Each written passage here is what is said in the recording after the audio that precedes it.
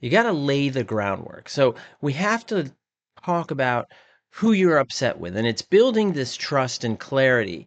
And in order to have that trust and clarity, it isn't necessarily with the other person each time, it's also with you. And what happens with BPD or BPD traits is that you don't trust yourself. You feel like you're living in this fog, always driven by whatever circumstance is going on. So, for example, before an argument happens, try to agree with your partner or with your friend or even yourself on how you'll handle it. And these conversations, they can feel weird at first, but they're important for you to have them. And you could even use a code word for yourself, which could be wait, pause, cool it, whatever it may be. Or you could even set a rule, right? And take like a 10-minute break, right? Before you're going to engage. Take a 2 or 3 minute break before you're going to engage. Because what we want to do is we want to decrease the probability of you doing something, saying something, and acting out. And laying that groundwork, striking when the iron's cold, which is critical, can really be helpful. So you, the other individual, and remember, it's not always a romantic partner.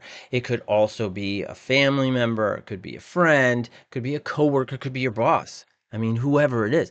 So setting this up, it gives you a higher probability that you won't blow up the situation. And when I say you, I'm not talking to you, the person. I'm talking to your BPD and family in the head, because that's what drives it.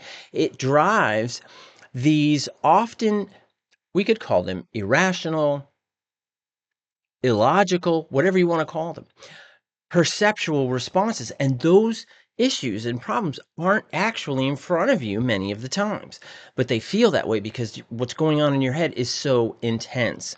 So practice this agreement as best you can. Practice it with yourself first, because I think it's important to have an internal sense of validation than it is to have an external one.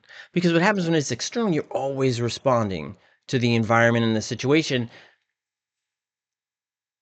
without even considering what you're going through, what's happening inside. And that's a difficult way to live every day, as I'm sure you understand, and it can be very frustrating and difficult.